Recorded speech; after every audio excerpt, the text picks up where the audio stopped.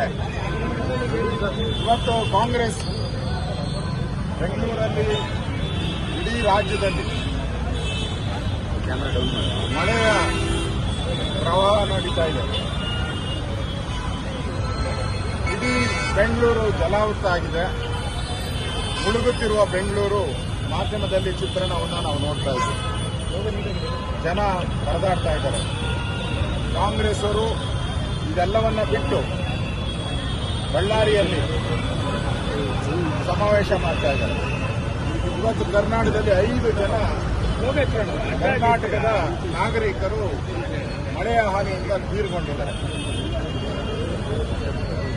ಈ ಸಮಾವೇಶ ಈ 5 ಜನ ಸಾವಿನ ಮೇಲೆ ಸಮಾವೇಶ ಇದೆ. ಸಾವಿನ ಮೇಲೆ ಮಾಡ್ತಾ ಇರುವಂತ ಕಾಂಗ್ರೆಸ್ಸಿನ ಸಮಾವೇಶ ನಾಚಿಕೆ ಆಗಬೇಕು ಕಾಂಗ್ರೆಸ್ ಪಾರ್ಟಿ. ನಾನು ಆಗ್ರಹ ಮಾಡ್ತೀನಿ, ವಿರೋಧ ಪಕ್ಷದ ನಾಯಕರಾಗಿ ನಾನು ಮತ್ತು ನಾರಾಯಣ ಸ್ವಾಮಿ, ನಿಮ್ಗೇನಾದ್ರೂ ಮಾನ ಮರ್ಯಾದೆ ಇದ್ರೆ ಕಾಂಗ್ರೆಸ್ ಅವರಿಗೆ ಕೂಡಲೇ ಸಮಾವೇಶವನ್ನು ರದ್ದು ಮಾಡಿ. 5 ಜನ ಅಮಾಯಕರು ಕಾಂಗ್ರೆಸ್ಸಿನ ದುರಾಡಳಿತದಿಂದ, ಕಾಂಗ್ರೆಸ್ಸಿನ ಲೋಪದೋಷಗಳಿಂದ ಸತ್ತಿರೋದು. ಅವರೆಲ್ಲರೂ ಕೂಡ ಕರೆಂಟ್ ಶಾಕ್ ಕೂಡ ಸತ್ತಿದ್ದಾರೆ. ಮಳೆ ಗೋಡೆ ಬಿದ್ದು ಕೊಚ್ಕೊಂಡು ಹೋಗಿದ್ದಾರೆ. ಇದೆಲ್ಲ ನಿಮ್ಮ ಅನಾಹುತದಿಂದ ಸಾಕಿರೋದು. ಅದರಿಂದ ನಿಮಗೆ ಈ ಸಮಾವೇಶ ಮಾಡುವ ನೈತಿಕ ಅಧಿಕಾರ ಇಲ್ಲ. ನಿಮಗೇನಾದ್ರೂ ಜನಗಳ ಬಗ್ಗೆ ಕಾಳಜಿ ಇದ್ರೆ ಕೂಡಲೇ ಸಮಾವೇಶವನ್ನು ರದ್ದು ಮಾಡಿ.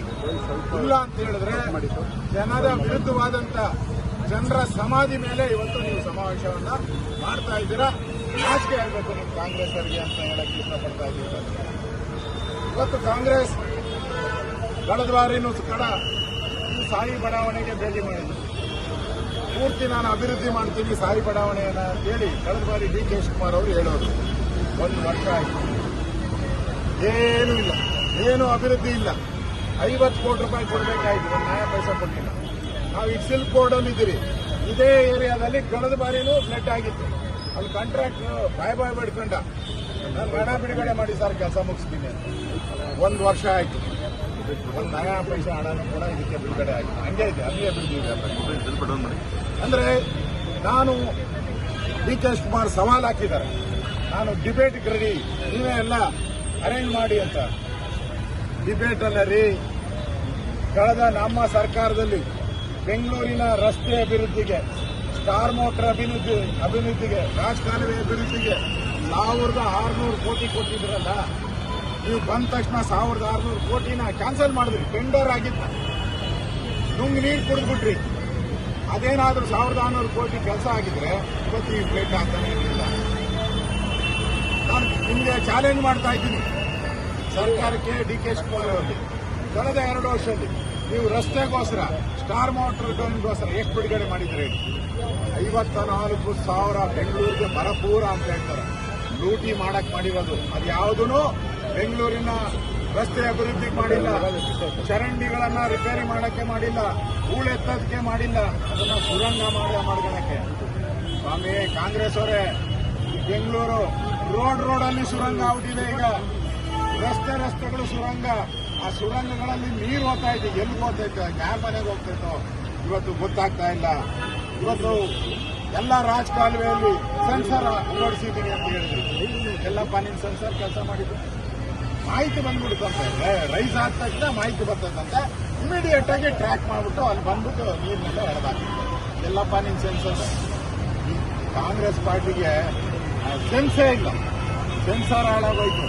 ಕಾಂಗ್ರೆಸ್ ಪಾರ್ಟಿಗೆ ಸೆನ್ಸೇ ಇಲ್ಲ ನಿಮಗೆ. ಇವತ್ತು ನೀವು ಈ ಸಿಲ್ಕ್ ಬೋರ್ಡ್ ಪ್ರವಾಹ ಕಳೆದ ಬಾರಿನೂ ಆಗಿತ್ತು. ಡಿ ಕೆ ಶಿವಕುಮಾರ್ ಹೇಳಿದ್ದಾರೆ, ಅವರು ಡೈಲಾಗ್, ಮಾಮೂಲಿ ಡೈಲಾಗ್ ಕಿಂಗ್ ಅವರು, ಡೈಲಾಗ್ ಕಿಂಗ್. ಅವ್ರು ಹೇಳಿದ್ರು ಟೀಕೆಗಳು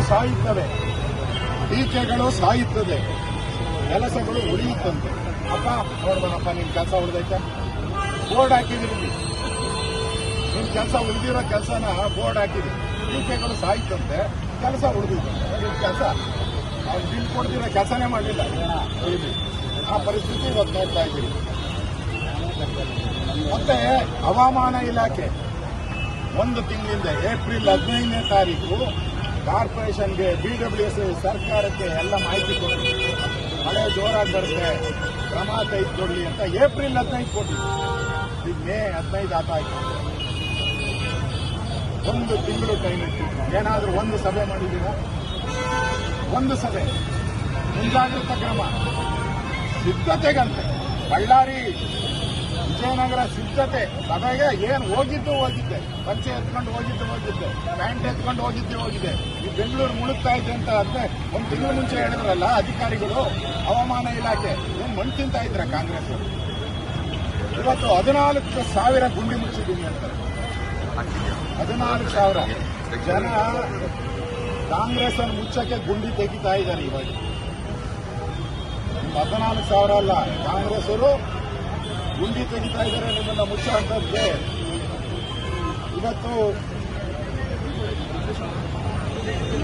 ರಾಜಕಾಲುವೆಯಲ್ಲಿ ಹೂಳೆತ್ತಿಲ್ಲ ಅಂದ್ರೆ ಅದಕ್ಕೆ ಡಿ.ಕೆ. ಶಿವಕುಮಾರ್ ಅವರು ಹೇಳಿದ್ದಾರೆ, ಮನೆ ಕಟ್ಟೋರ್ಗೆ ಜ್ಞಾನ ಇರಲಿಲ್ಲ, ಸರಿಯಾದ ಜಾಗ ನೋಡಿ ಮನೆ ಕಟ್ಟೋರು.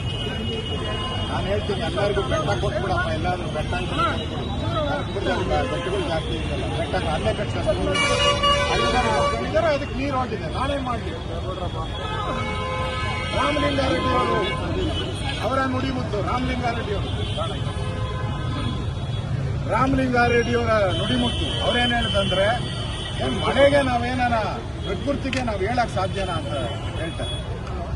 ಅಲ್ಲ ರೀ, ಪ್ರಕೃತಿ ಮಳೆ ಬರೋದು ಇವತ್ತಿಂದ ಅಲ್ಲ, ಸಾವಿರಾರು ವರ್ಷದಿಂದ ಬರುತ್ತೆ. ಮಳೆ ಬಂದಾಗ ಅದನ್ನ ಹೇಗೆ ಡ್ರೈನೇಜ್ ಹೋಗ್ಬೇಕು ಅಂತ ಮಾಡೋಂಥದ್ದು ನಿಮ್ ಡ್ಯೂಟಿ. ಅದರಲ್ಲಿ ಫೇಲ್ಯೂರ್ ಆಗಿದ್ದೀರಾ ನೀವು. ಲೇಟೆಸ್ಟ್ ಹಾಗೂ ಇಂಟ್ರೆಸ್ಟಿಂಗ್ ಸುದ್ದಿಗಳಿಗಾಗಿ ಬಾಸ್ ಟಿವಿ ಕನ್ನಡ ಚಾನೆಲ್ನ ಸಬ್ಸ್ಕ್ರೈಬ್ ಮಾಡಿ. ಹಾಗೆಯೇ ಬೆಲ್ ಐಕಾನ್ ಪ್ರೆಸ್ ಮಾಡಿ. ಇದರ ಜೊತೆಗೆ ಫೇಸ್ಬುಕ್, ಇನ್ಸ್ಟಾಗ್ರಾಮ್, ಎಕ್ಸ್ನಲ್ಲೂ ಮಿಸ್ ಮಾಡದೆ ಫಾಲೋ ಮಾಡಿ.